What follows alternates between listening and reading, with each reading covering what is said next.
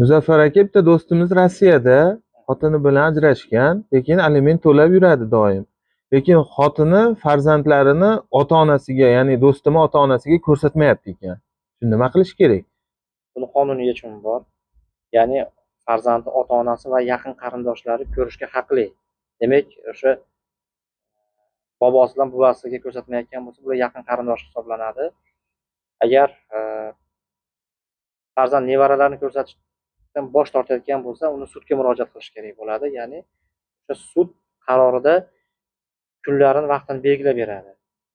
O'shanda ham agar sud qarori chiqqandan keyin ham ko'rsatishga bosh tortadigan bo'lsa, sudni qarorini ijrosini bajarmaganlik bo'yicha ma'muriy javobgarlikka tortiladi. Uning uchun Majburiy ijro byurosiga ariza bilan murojaat qilish kerak bo'ladi.